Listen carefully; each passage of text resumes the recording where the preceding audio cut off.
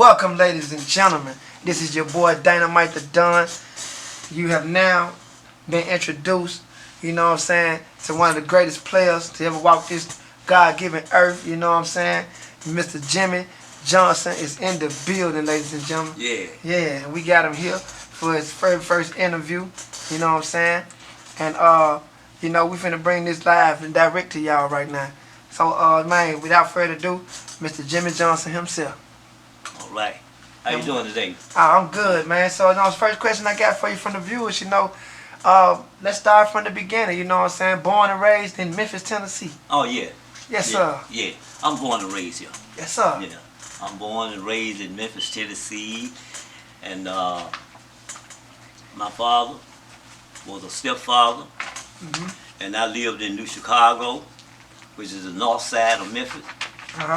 And I had a pretty good life, as I was coming along. Man, I had good parents and everything, man. My mind was how could I say it? It was I had a virgin mind. I said virgin mind because it hadn't been polished yet. Yes. It hadn't matured yet to where I had been. You know what I'm saying? Yeah. Right. And the way I came in life was I played ball, baseball. I was on that type of lifestyle thing. I played ball for WDIA radio station, and I was well known because I was a left-handed pitcher. And they clocked one of my balls at 95 miles an hour.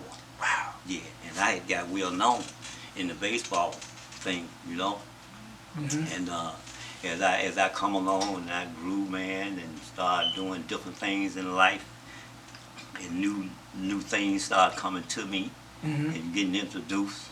Oh, and man. then the money field come, you know what I'm saying? Yes, sir. Got introduced to how to make money and how to do quite a few number of things, you know what I'm saying? Yes, sir. Because as a little boy, I started hustling bottles.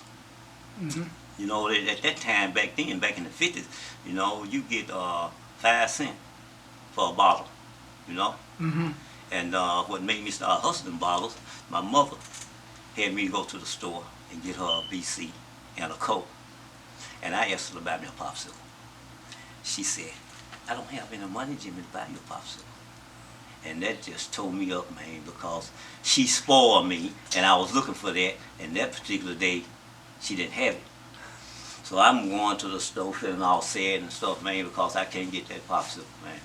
So when I get to the store, two other young boys come in the store, and they had bottles. And I seen them put them up on the counter, and they sold this man them bottles, and they went and bought them some popsicles, man. I said, I was checking them out, right? I said, I'm gonna try that. So, excuse me. So I walked outside the store on my way home.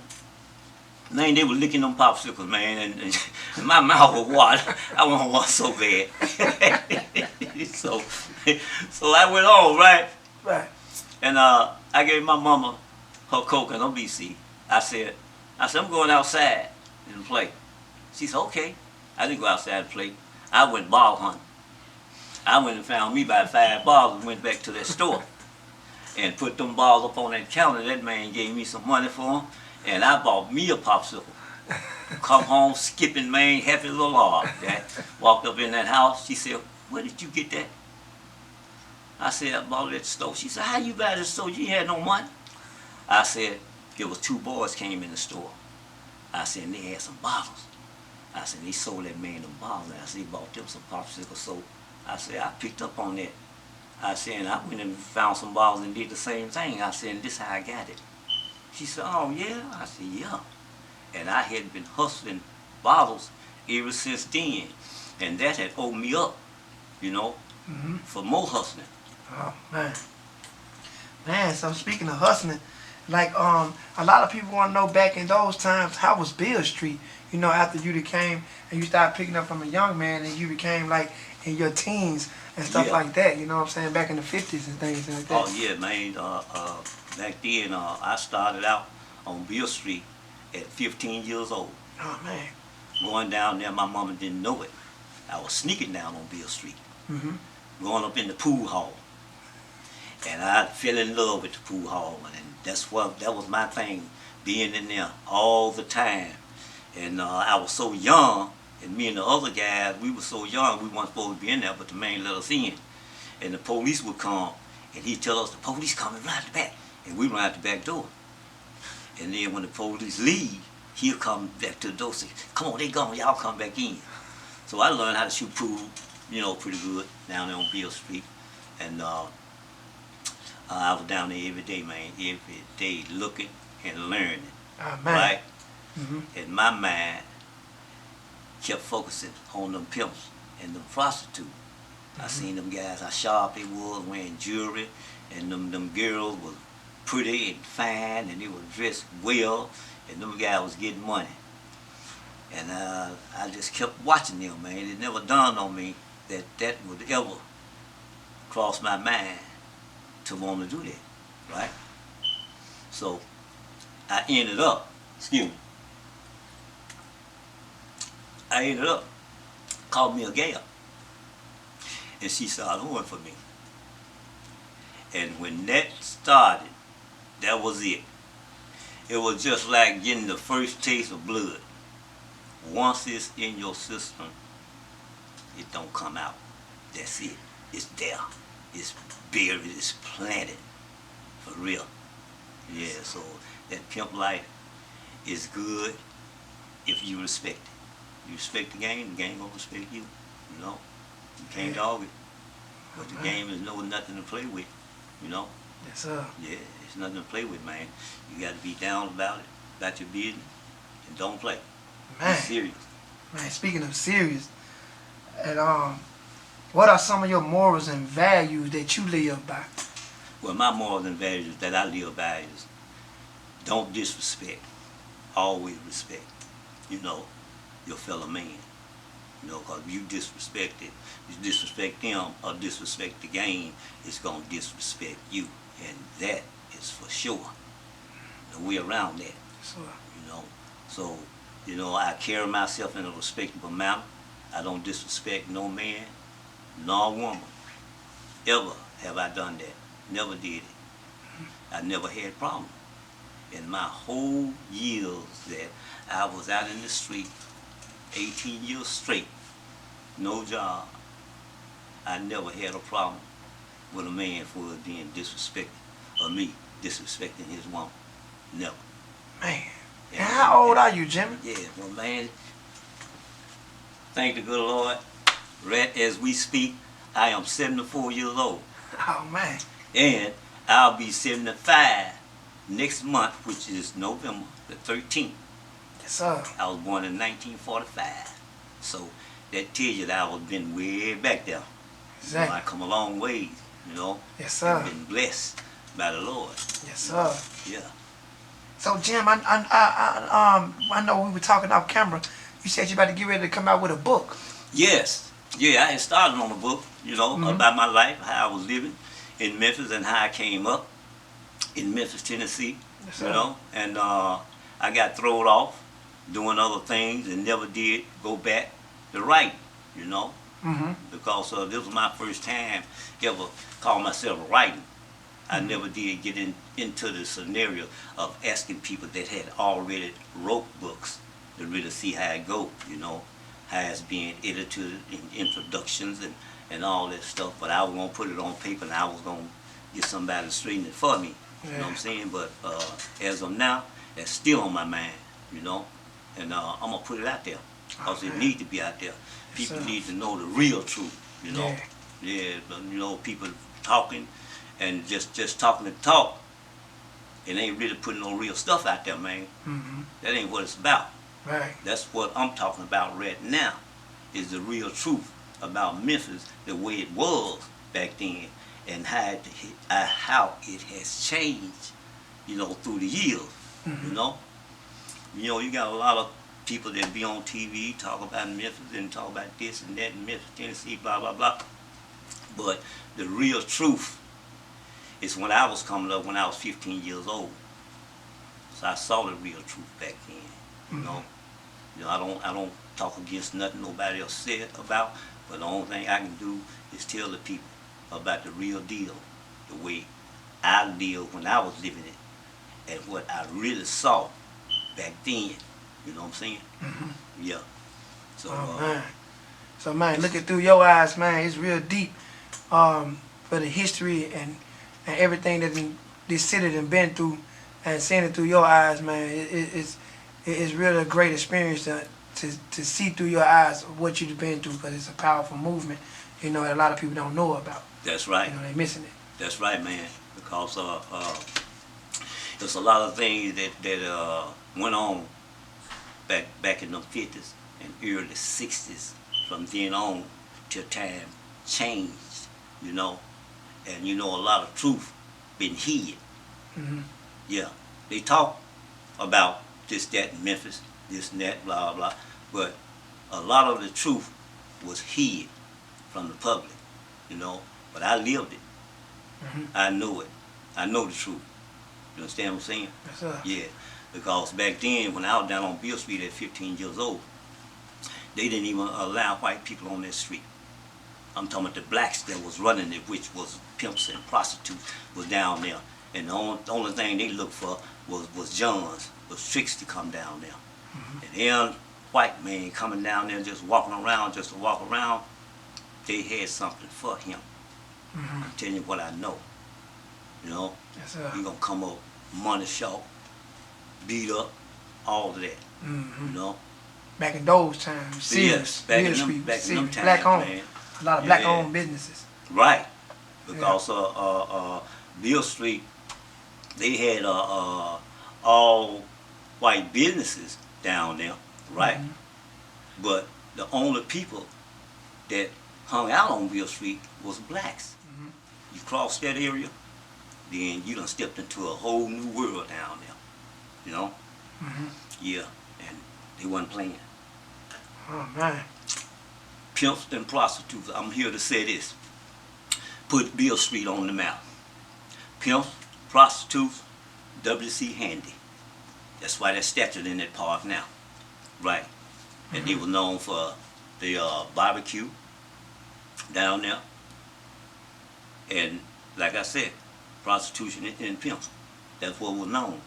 People from over in Europe was coming here asking then where Beale Street.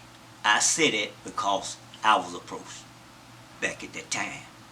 Where Beale Street at? We want to see Beale Street. And they still asking about it now. But I'm here to tell everybody, blacks built Beale Street.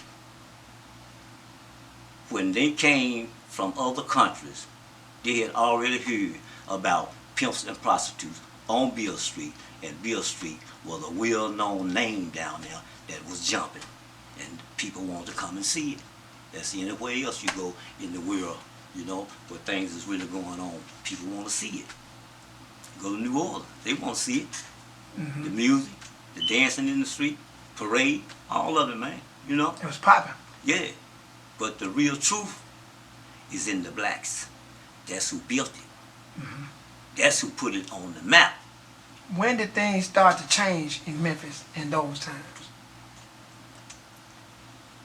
Things started changing when Dr. Martin Luther King came. First March. First March was peaceful, Then King came back again in March. And that second March was about the garbage millions, okay? That's what it was about. That's when things started really changing in this city. Yeah. And it was a city. What happened to the garbage men? Yeah. Well, the garbage men was going for a raise. This is what they was being very underpaid. Back then, garbage men wasn't riding no trucks like they riding them now, You get off the truck and bring your thing to your truck and hook it up and pull a handle and then dump it off. Back then, garbage men had a tub. I think it's a number 3 tub that people used to bathe in. That's what they told their garbage in. They come to your house, take that garbage and pour it over in that tub, and it'd be 2 guys, one to help the other and pick it up, and he would put it on his head and tote it to that truck and dump it. And all that changed. Martin Luther King made a lot of difference, okay, from all of that.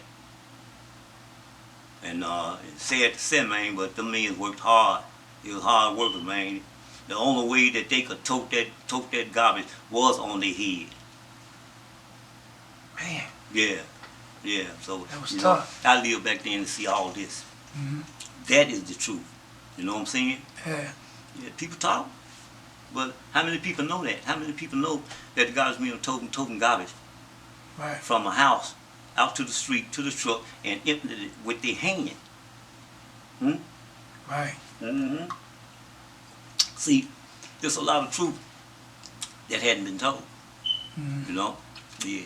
A lot of people take credit for stuff that they hadn't done. Right. Yeah, that's for real. You know, I'm 74 years old, be 75 next month, and I'm telling you what I saw when I was living back then. Yeah, that's what I saw. Yeah, and that ain't all I saw. I saw quite a bit of other things, you know, that I ain't spoke on. Mm-hmm. Oh man, this has Yeah. gotten deep, ladies and Yeah, gentlemen. but the life was good to me. The life was good to me. Hmm. And life within itself has been good to me, you know. Hmm. For me to sit up here at my age and within the help that I'm in right now, man, you know, I got something to be thankful for, you know. And I always said, you know, I get the Lord the praise, you know, because he been had me. I could have been gone a long time ago with the rest of my friends. Ain't none of my friends here no more, you know, none of them. They done passed off. A few of them got killed, you know. But man, I've been blessed, man. I tell anybody, you know, always put God first. Always. That's your key. That's who got me. Yes, look at me. So, Huh? so, Yeah, I'm here to sit here and talk with you and mention it and tell people about it. Right? Yeah. Right. Yeah. So, you know, sometimes the Lord put you on a mission. Hmm. Yeah. You know what your mission is, because he going to put it in you and let you know. Yes, sir. Put this out here, let the people know about it. You know what I'm saying? Hmm. Yeah. What could you say to the young men of today, like who don't know about a lot of this knowledge, research or anything like that? Yeah, well, I got this to say, this here. What they need to do is start focusing. If your life is not intact and you have siblings under you, what you need to do is try to instill something proper into their head. See, they always hollering about this man, this him, the white man, that. If I got two kids that I'm raising, if I raise them properly to be doctors, lawyers, accountants, and stay on them about that, that's going to get buried in their head. And they won't be on no street popping. Because if your mind is just on popping, your life, that's all it's going to be about, popping. See, it's not going to be nothing constructive, something that's going to last, that help you along the way where you can build something, you know. So this is what I'm saying to them. Train your kids. Teach them how to come up and really be something. That's the way you have something in life, you know. Yeah, that's the way you have something in life. Because if you don't have nothing constructive in your head, what is it? A man that'll fall for nothing will fall for anything. So if you teach your children that, hey, that's what they're going to do. They're going to be a gopher. They're going to go for anything. They'll go for fried ice cream. You can't eat that. Right. Yeah. Right. Mm-hmm. So that's that on that. And there's a lot of history in Memphis. A lot. See, I take my kids and show them all the history. And all that I don't show them, I tell them. Because I tell my child, I say, you don't need no history book. I said, I'm your history book. 74 years old, born in 1945, when World War II was going on. Now, how much history do y'all think that I know? There's nothing that they can't ask me about history that I can't tell my child. Right. You know what I'm saying? Yeah. Because, see, I could go on and on and on because I was back there when Rosa Parks little incident was going on. But I was underage. I was underage, but I remember. I remember when you had to ride the bus, man, that they give you a token. It was a little token and it had a V cut in the center of it. And you would pay $1 for 10 of them. And one token you could ride the bus. And then they stopped using tokens and started using dimes. You use 10 cents to ride the bus. Yeah, I've seen a lot of changes. Wow, that's within the years. that photo money. Yeah, within the years, man. You know, yeah. It's heavy, man. Yeah. Yo, we getting some real jewels right now, ladies and gentlemen. I hope y'all paying attention because we giving it to y'all straight. This is real TV right now, yo. Mm-hmm. You know what I'm saying? It's real Remember Me. And you know what I'm saying? So, you know, we hear one of the greatest individuals, man, that ever walked this planet, man. Mr. Jimmy Johnson.